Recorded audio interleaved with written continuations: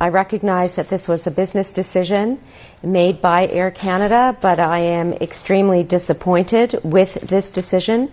In particular, these measures are going to affect the basic fare, so the passengers who can at least afford these measures are going to be most affected.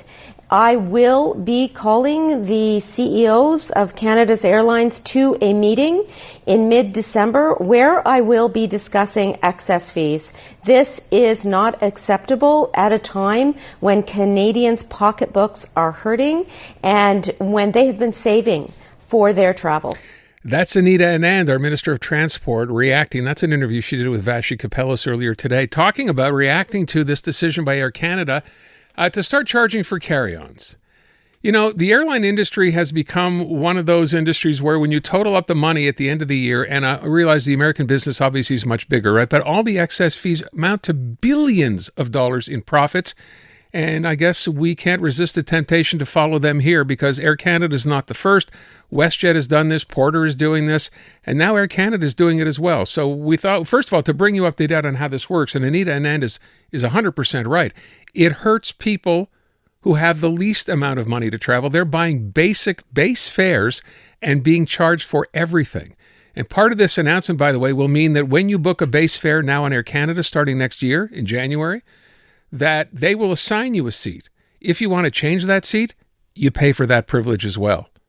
I joke that the next thing in airline travel will be on short-haul flights. It'll be standing room. You want a seat? Just the seat itself will cost you money, as it does, by the way, now when you travel anyway. If you're traveling internationally, every seat on that plane costs you more than your ticket does.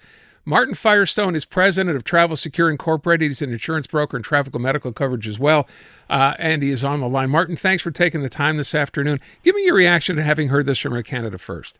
Yeah, it's shocking. But in lieu of what I heard yesterday about the U.S., who have called up all the top airlines and all their CEOs, these are called junk fees. These are fees that they just add on. And you said billions. Between 2018 and 2023, seat selection prices amounted to $12 billion.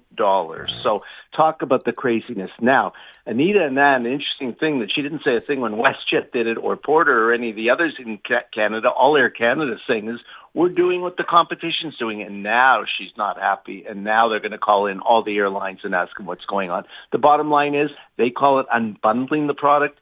We, the consumer, calling it a ripoff and a cash grab. You know, to your point about WestJet and Porter, as I mentioned, you'd think that Air Canada could maybe rise above the fray. Maybe that's naive for me to suggest as the national carrier in the country. But as you said, they say, hey, if there's money to be made, we should make it. It's good for our shareholders. It's just not good for people who travel with them.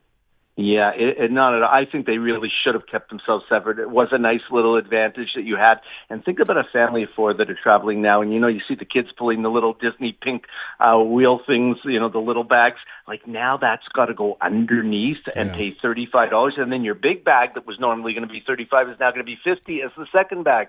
So it is going to cost a family of four over $300 in addition to the fare that they're paying to just go away now. By the way, so if you would run down how this is going to work, you're paying, what, $35 now to check that carry-on because you're no longer allowed to take it on for free, but you are allowed a personal item. What does that mean? You are allowed a computer bag and you're allowed your purse, but that's it. Now, here's the next problem that we can expand on. The poor guy that doesn't know at all what's going on here is going to walk onto the plane. As he takes his first step in, as I understand it, they see a backpack on his back. Now they say, did he pay basic fare? How are they going to know that? And then they're going to say to him, take that off. It's going underneath the plane, and I'm charging you $65. You tell me how that's not going to slow down things. I have yet to figure out how they're going to get around that. By the way, so that $65, I'm glad you brought it up. Should you decide not to check your bag or say you're completely clued out and you don't know that you're supposed to check a carry-on, when they take it from you at the gate, it no longer costs $35. It now costs you $65? That's correct. And they take it. And how are they charging you the $65? Are they taking out a machine and you're going to use your credit card? That is going to slow things down. There's somebody that's not thinking here because I'll tell you, that is a crazy idea that they would do that. I could understand it checking in, but now at boarding, at the gate, when you're going in, this is just crazy. And how is Air Canada explain this? They issue a statement. What did they say? Exactly what you said before. Our competition is doing it. That's why we are? Exactly. Nothing different. There can't be any other reason. And who's kidding who? They're going for everything now. Seats. Let's not forget that if you take Comfort, which is a significant price higher than that, they're now allowing those people 2 bags free before it was only 1.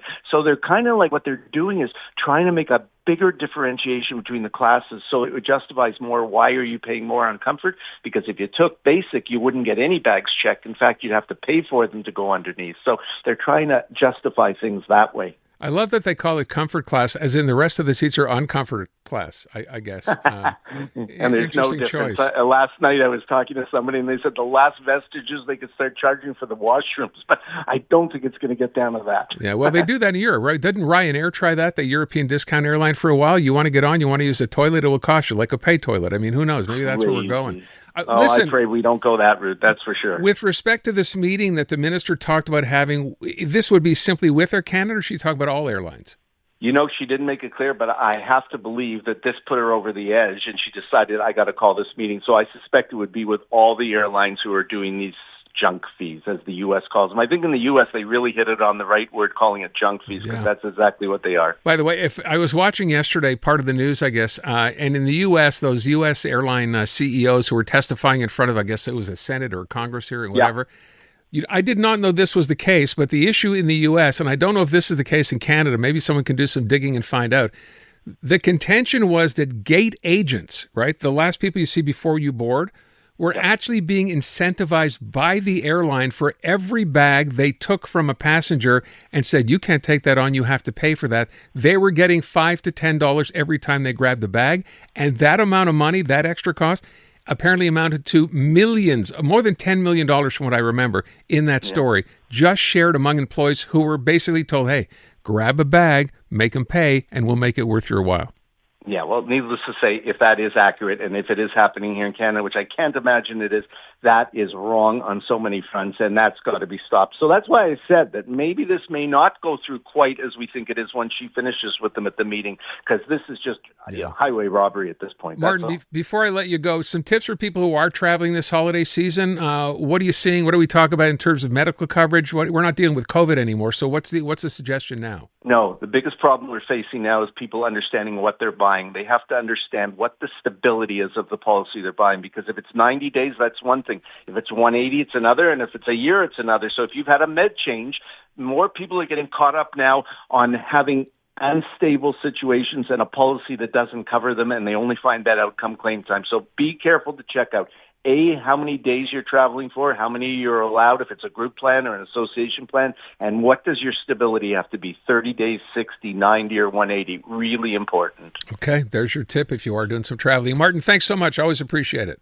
My pleasure. Martin Firestone, president of Travel Secure Incorp. And these are the new charges. They go into effect, by the way, unless the government changes anything. That's not likely to happen. January 3rd. So just be aware. You know what I see? I see people now, you're allowed to take on a purse, right? Or a computer bag. That's pretty much it for your laptop.